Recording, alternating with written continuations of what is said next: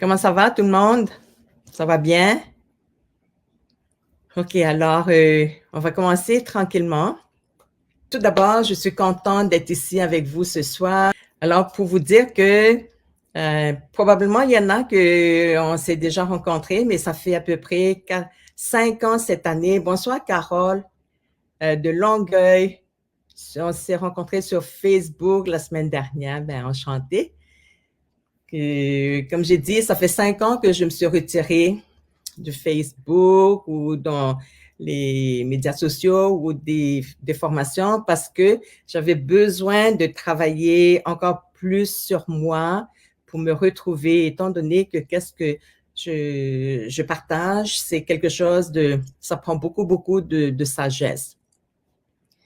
J'ai déjà fait des conférences, des vidéos, j'ai fait aussi des formations en présentiel avant COVID et tout. Pour moi, moi j'appelle ça, j'étais plus habituée à ça. Mais ce soir, sur live, c'est la première fois que je fais ça. Alors, s'il vous plaît, aidez-moi, encouragez-moi, donnez-moi des pouces, des cœurs pour que je me sente moins seule. Maintenant, là, c'est comme je parle toute seule à travers l'écran, mais je sais que vous êtes là.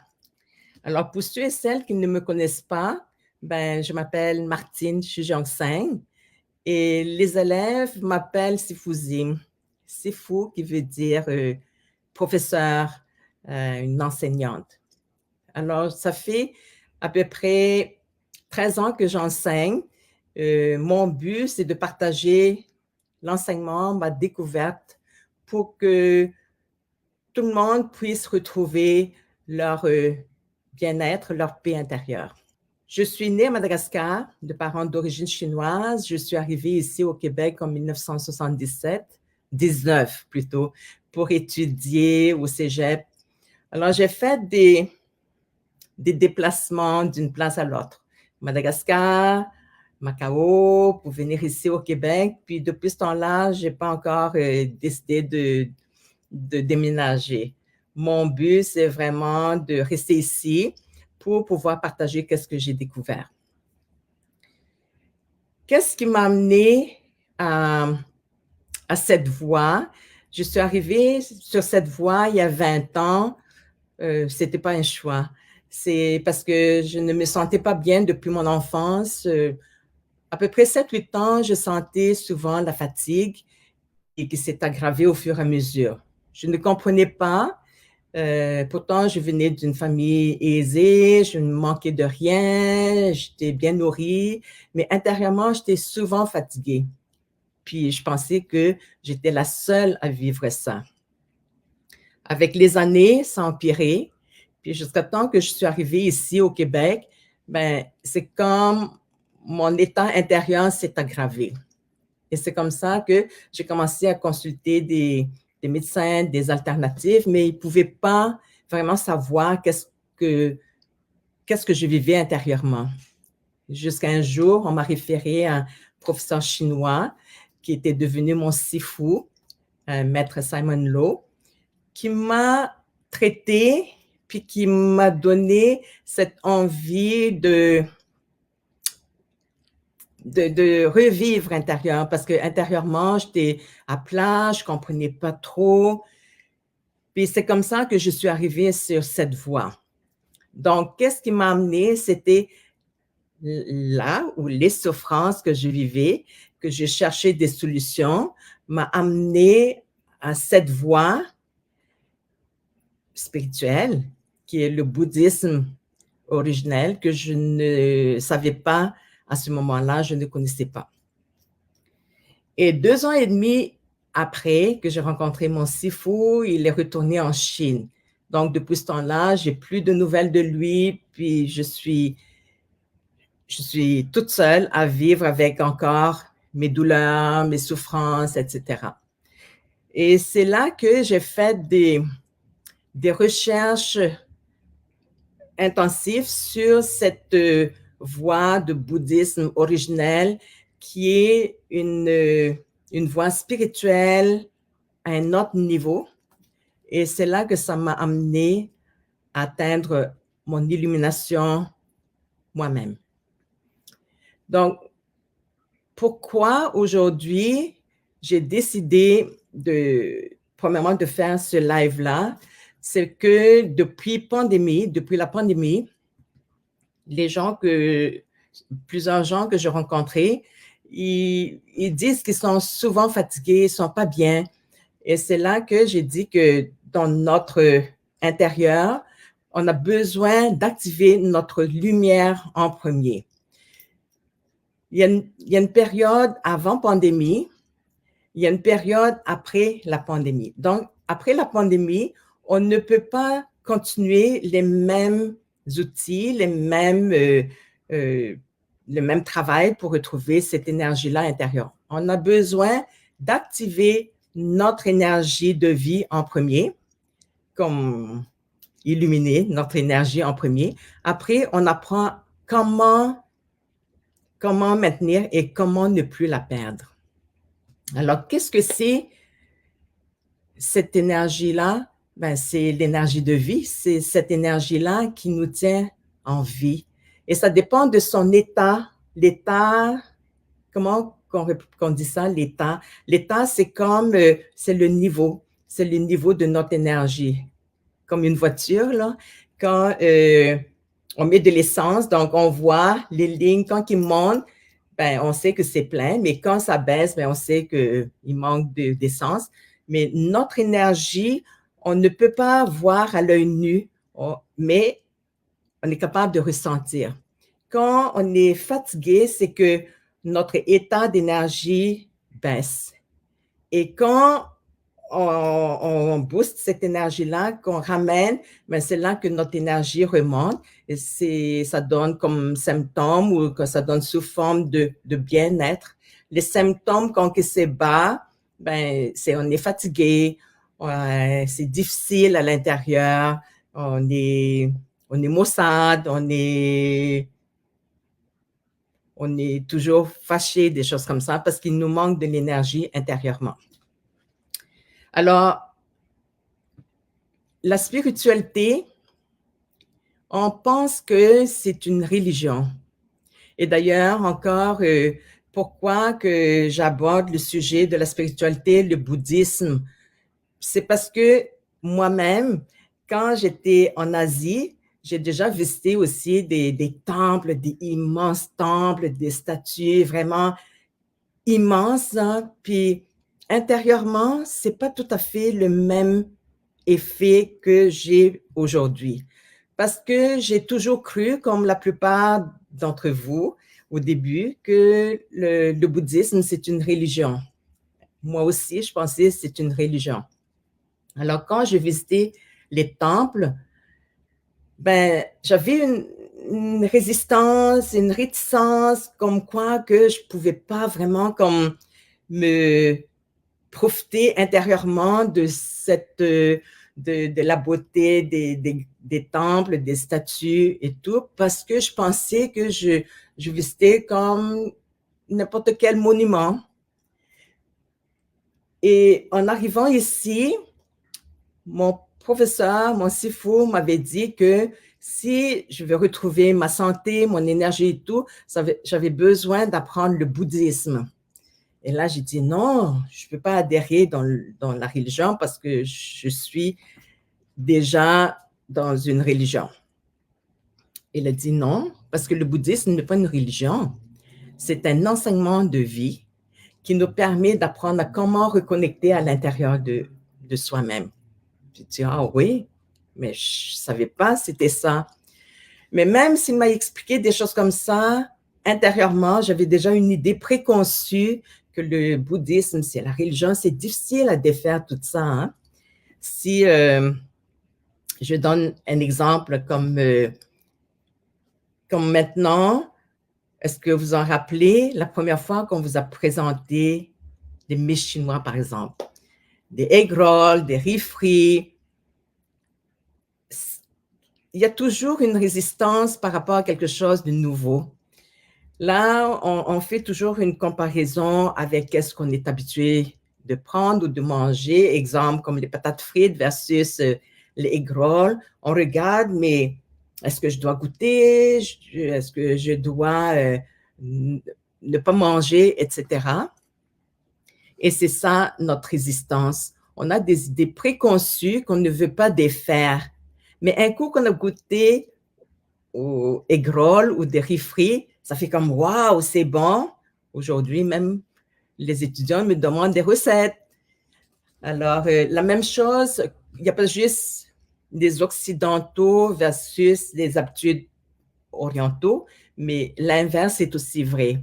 Quand je suis arrivée ici au début, il y a une amie de cégep qui m'a vraiment fait découvrir beaucoup de choses, des plats d'ici. Exemple, la poutine, les gâteaux au fromage, les pâtés chinois. Je pensais les pâtés chinois, c'est les boulettes de viande que je connaissais en Asie ou en Madagascar, mais c'est pas ça du tout. Alors, quand elle m'avait dit qu'elle voulait me faire goûter au gâteau au fromage, intérieurement, c'est comme les idées préconçues, ça ne matche pas. Comment on peut faire des gâteaux avec fromage? Parce que pour vous, vous êtes habitué à ça, donc probablement vous ne posez pas ces questions-là.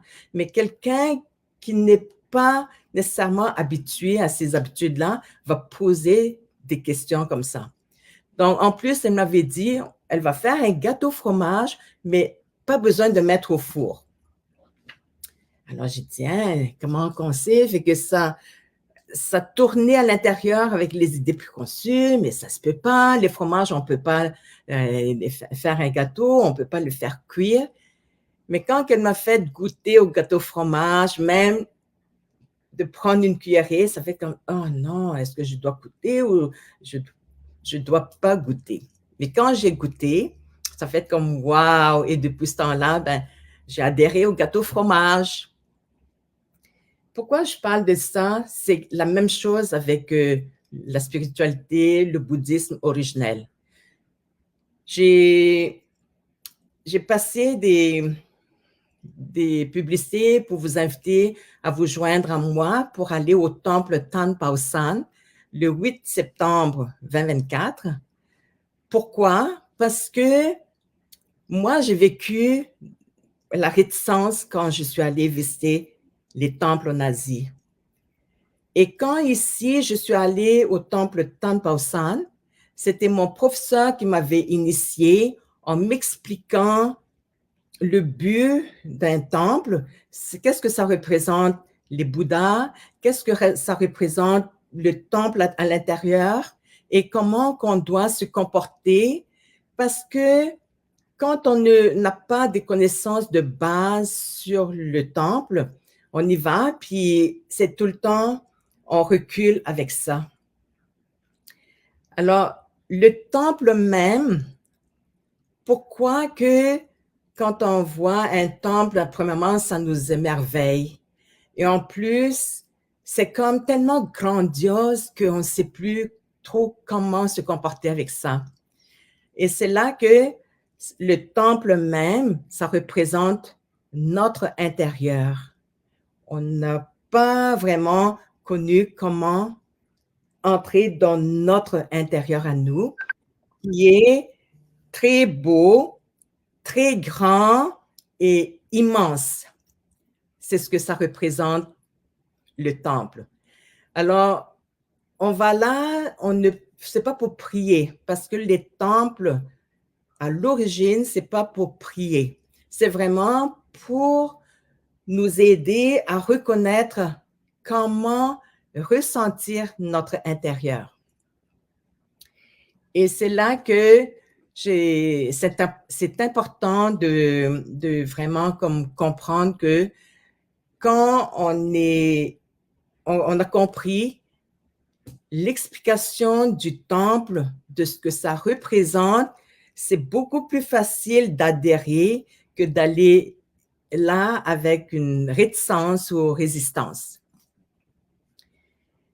Le Bouddha Sakyamuni, il atteint son illumination il y a 2600 ans en Inde. Et c'est pour ça qu'on l'appelle le bouddhisme. nous, à l'intérieur de nous, on a notre Bouddha en nous, mais on ne sait pas comment adhérer, on ne sait pas comment l'activer. C'est pour ça que le mot Bouddha même, qui veut dire notre lumière illuminée ou notre âme illuminée. Mais présentement, si on n'essaye pas de l'activer, ben c'est normal que la lumière est un peu sombre ou un peu plus sombre.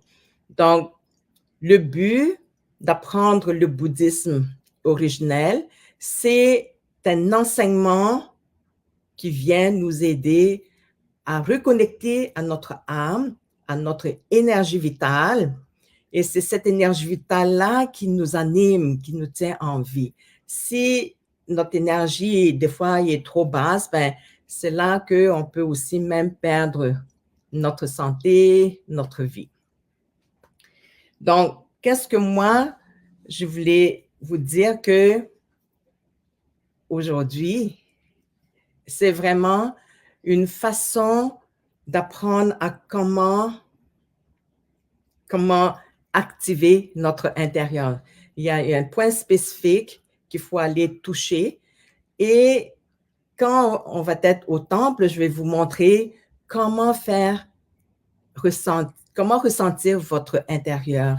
Parce qu'avec la présentation des statues de Bouddha, c'est encore plus facile, pas comme prier, mais qui va nous aider à faire vibrer notre intérieur. Donc, je ne sais pas si vous, ici, vous avez des questions pour moi. Est-ce que ça vous aide? Qu'est-ce que je vous explique? Qu'est-ce que je vous explique comme connaissance de base du bouddhisme? Il faut vraiment défaire ces idées préconçues que c'est une religion, une philosophie, un culte, malgré qu'aujourd'hui, même le bouddhisme a été dévié aussi en religion. Or, à l'origine, c'est vraiment un enseignement pour nous montrer comment reconnecter à notre source, notre énergie de vie, notre âme, pour retrouver notre santé, notre sérénité, notre joie de vivre en permanence. C'est pas juste éphémère. Et je suis certaine que tout le monde qui me regarde aujourd'hui, vous avez déjà goûté à cet émerveillement intérieur qui est, on va appeler ça comme illumination de votre âme, mais ça ne dure pas longtemps. Ça peut durer juste quelques secondes, quelques minutes, mais qu'est-ce que moi, j'essaie de vous montrer, c'est que vous allez vivre l'illumination de votre âme en permanence. Avez-vous des questions pour moi? Écrivez-les dans les commentaires, s'il vous plaît.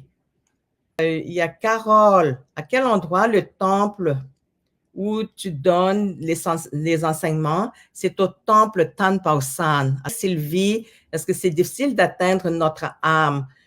C'est une bonne question, Sylvie. C'est ça le but. Avant la pandémie, on nous a montré comment travailler pour atteindre notre âme.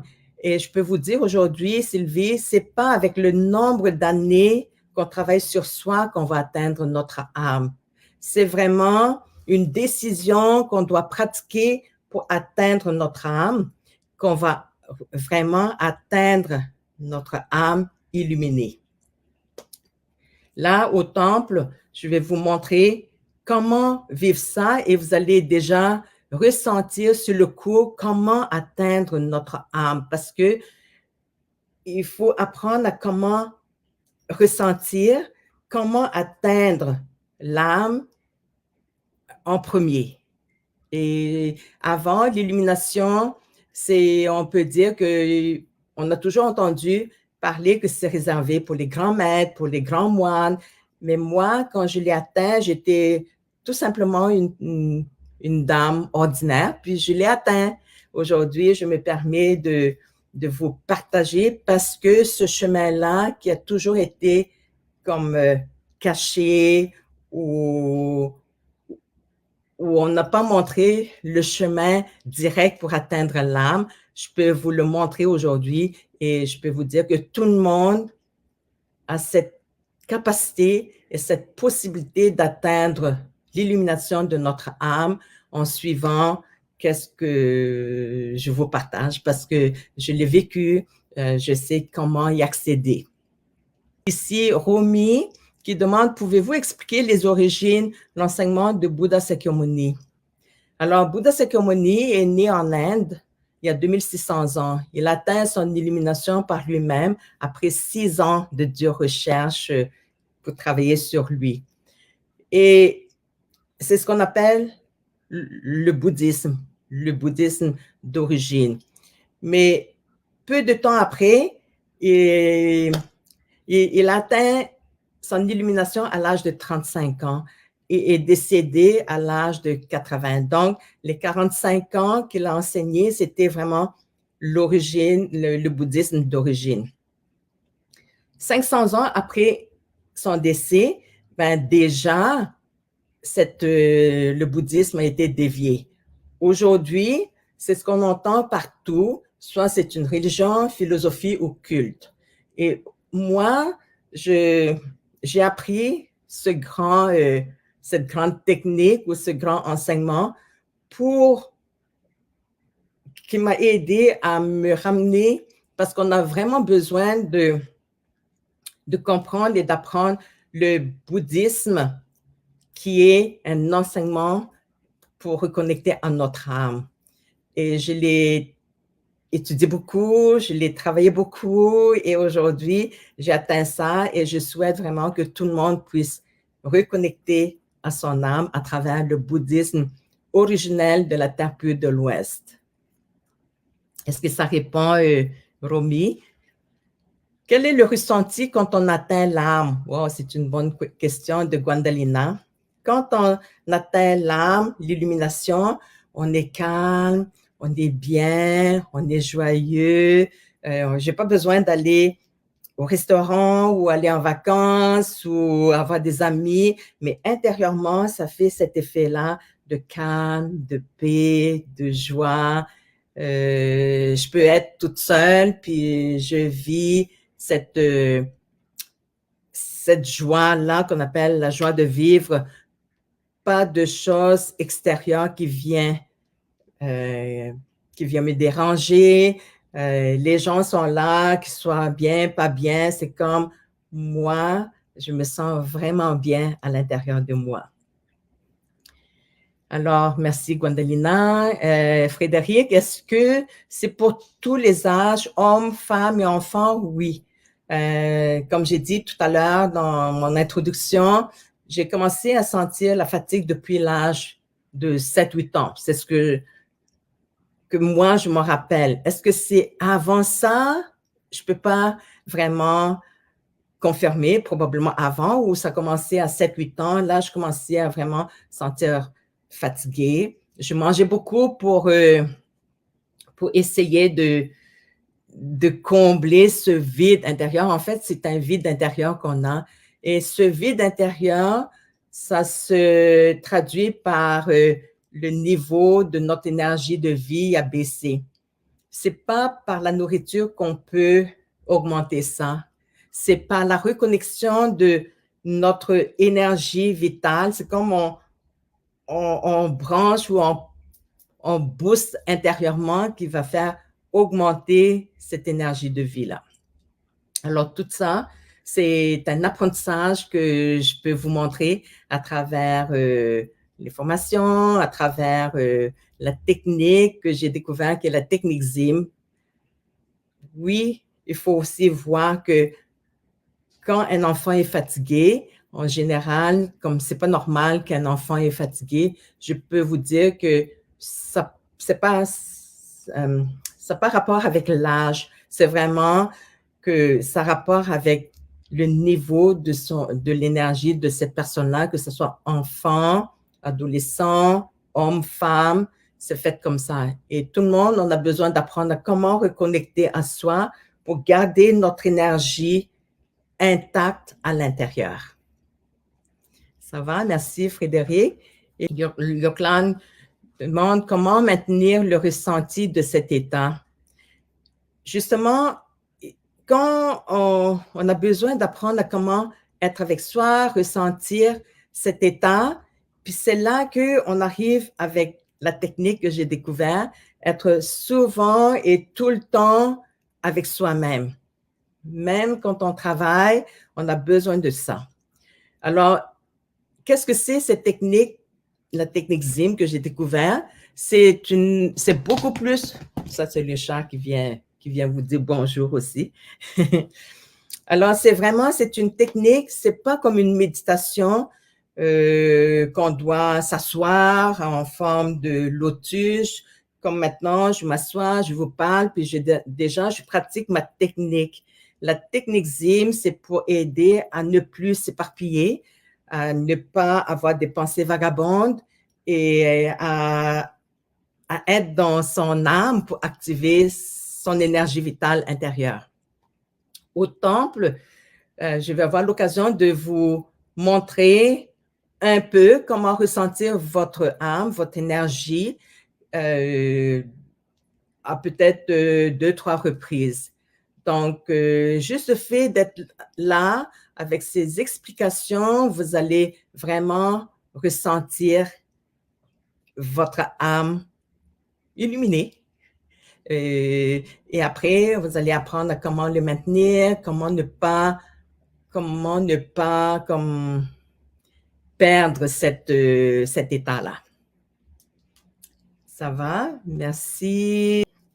Alors, est-ce qu'il y a encore d'autres questions que moi, j'ai pas vu passer? Et savez-vous que c'est quand même de l'ouvrage, hein, faire le live. Là, je dois parler toute seule, je dois regarder les commentaires, je dois surveiller beaucoup de choses. Mais j'espère que je fais bien ma présentation. Alors, qu'est-ce que je voulais dire aussi? C'est que quand on atteint vraiment chaque personne qui a besoin de retrouver son énergie, plutôt, je dirais, chaque personne, nous sommes un Bouddha. Alors, pour pouvoir travailler sur notre âme illuminée, qu'on appelle le Bouddha, on ne peut pas utiliser d'autres compréhensions comme qu'on appelle ça conventionnel. Ça prend absolument l'enseignement originel de la Terre Pure de l'Ouest qui est vraiment fait pour nous aider à comprendre comment il fonctionne notre intérieur pour retrouver notre état de Bouddha d'origine. Merci Réa. Réa dit que je suis bonne. Bon, ben, ça m'encourage parce que vous êtes là, vous me faites quand même signe, sinon je vais me trouver comme parler toute seule. OK. Alors, j'espère que ça vous a donné un peu plus d'explications sur qu'est-ce que c'est le bouddhisme, qu'est-ce que c'est la spiritualité, pourquoi qu'on a besoin de travailler sur notre intérieur. Et qu'est-ce qu'il faut aussi savoir, c'est que c'est pas parce que je dis que je travaille sur mon intérieur, puis ça se fait par des paroles. Non, ça se fait pas par des paroles, même si c'est de bonnes paroles, ça se fait pas. Il y a un travail intérieur qu'on a besoin de faire, qu'on a besoin de faire, moi j'appelle ça faire bouger, un mouvement intérieur qu'on a besoin de faire bouger parce que intérieurement, on est bloqué, on est coincé, on a besoin de décoincer tout ça pour que notre lumière ressort. Et aujourd'hui, la première des choses qu'on doit faire, c'est activer notre lumière pour qu'on soit une phare pour les autres. Je dis bien une phare. Et qu'est-ce qu'on a fait avant, c'est que on donnait toute notre énergie aux autres, puis on n'a plus d'énergie à l'intérieur. Alors, quelqu'un qui travaille sur soi peut donner de l'énergie aux autres sans vraiment donner. Je donne un exemple. Je suis chez moi. Quand j'ouvre la lumière, automatiquement, ça éclaire l'extérieur aussi. Par contre, si je ne protège pas les prises de l'extérieur, quelqu'un peut mettre des prises à l'extérieur pour venir chercher mon énergie. Je crois que c'est clair comme explication, j'espère. Okay? Alors, Gwendalina demande à quoi ressemble un enseignement bouddhiste concrètement? Un enseignement bouddhiste, c'est pour nous aider à comprendre comment retrouver notre état d'âme, comment faire attention à nos paroles, gestes, actions, pensées, attitudes, intentions dans notre vie de tous les jours. Parce que qu'est-ce qu'on dit, qu'est-ce qu'on fait, qu'est-ce qu'on pense, qu'est-ce qu'on réagit, attitude, intention, il y a toujours des conséquences. Et quand on ne réalise pas ça, ces conséquences-là viennent déranger notre lumière intérieure.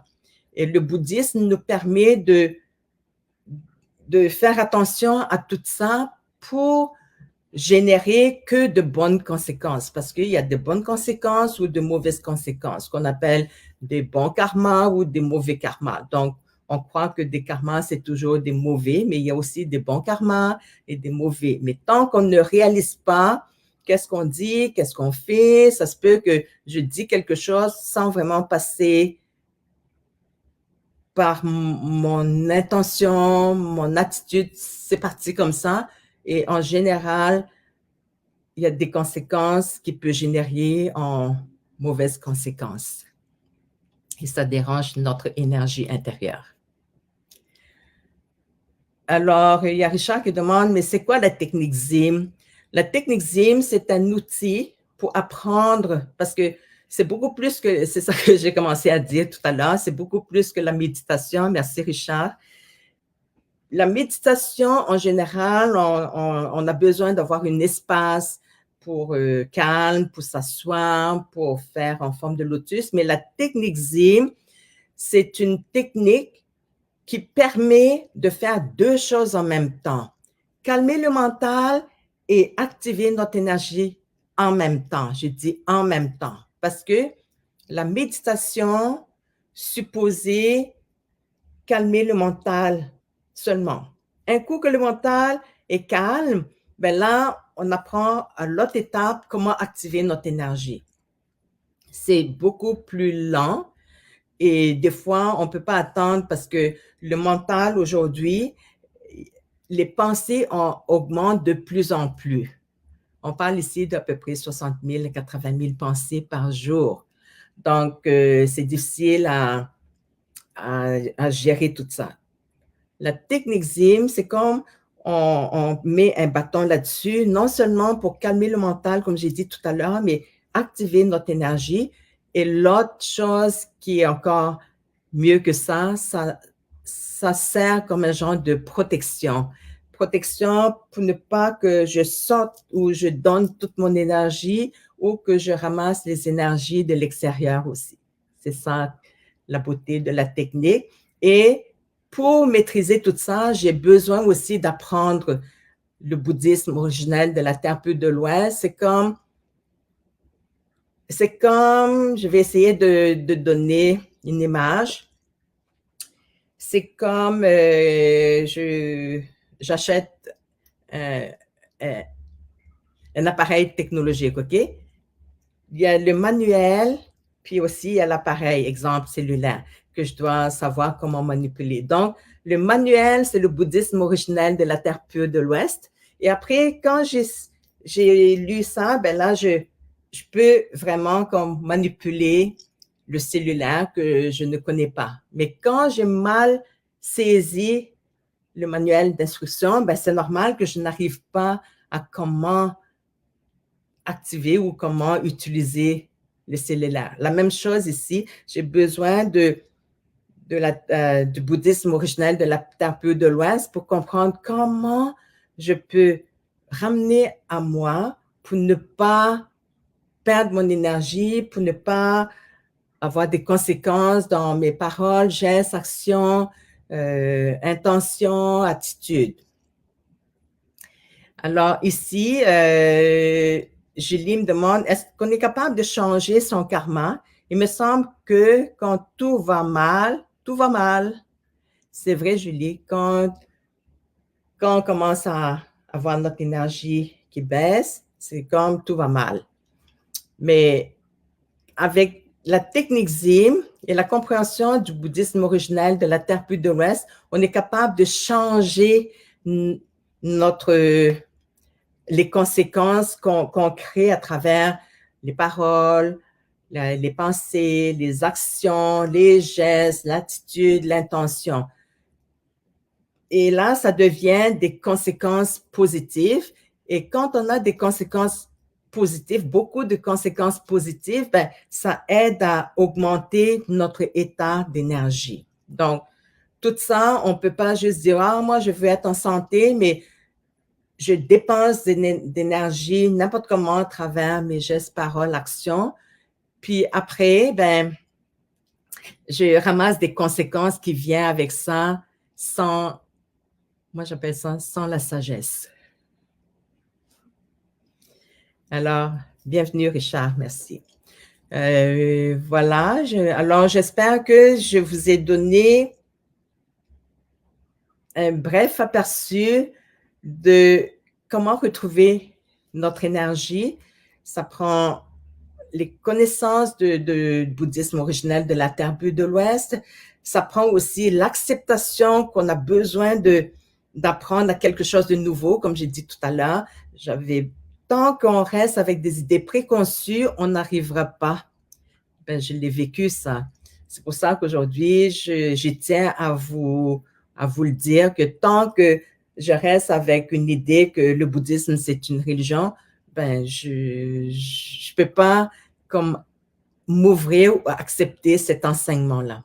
La journée qu'on accepte, c'est ça que ça va faire un grand changement. Alors, j'espère que vous allez pouvoir venir participer à cette journée au temple le 8 septembre 2024 de 9h30 à 4h30 ou 5h avec moi, parce que c'est la première fois que je l'ouvre au grand public. D'habitude, j'y vais avec les étudiants, puis même à ça, ça fait à peu près 5 ans, je ne suis pas retournée.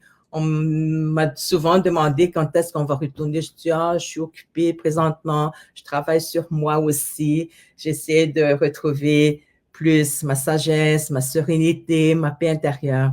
Et cette année, ben, je suis prête à partager qu'est-ce que moi, j'ai découvert à l'intérieur de moi. C'est ce que mon sifu m'avait dit, qu'un jour, je vais enseigner ce grand enseignement à tous ceux et celles qui veulent retrouver le chemin de retour à leur âme. Alors, j'espère que ça vous a aidé. Et encore une fois, je laisse Julie mettre encore une autre fois les liens pour participer à cette journée-là qui aura lieu le 8 septembre en cliquant sur le lien. Alors, Marie Durand, merci beaucoup pour votre lumière. Bienvenue, Marie. Et Richard, à bientôt au temple. Puis Dani, merci beaucoup, Sifouzim. Alors, ça m'a fait vraiment plaisir et merci beaucoup de m'avoir permis de briser la glace pour la première fois, de parler toute seule comme ça. Mais juste le fait que vous soyez là, ben, on dirait que je suis capable de parler avec vous à travers l'écran. Alors, encore une fois, merci beaucoup. Merci, Max. Ça m'a fait plaisir. Merci, Madeleine. Merci, Yoklan. Merci, Ria. Merci, Gwendalina. Alors, merci beaucoup tout le monde. Et puis, merci, Elisabeth. Donc, je vous vois dans très bientôt. Yoklan, oui, je serai de tout cœur au temple. Alors, merci beaucoup. Et moi, d'ici là, ben, je continue à à travailler sur ma sagesse pour que je puisse vous faire ressentir encore plus quand on va être au temple. Merci Francine, ça me fait plaisir. Donc, bonne soirée tout le monde et merci Jocelyne. Puis merci, voilà, il y a Julie qui a mis les liens là-dessus. Je vais laisser aussi sur la page Facebook, il va y avoir les liens pour vous inscrire sur les infolettres. Bonne fin de soirée tout le monde. Ça m'a fait énormément plaisir d'être ici avec vous. Bonne nuit tout le monde.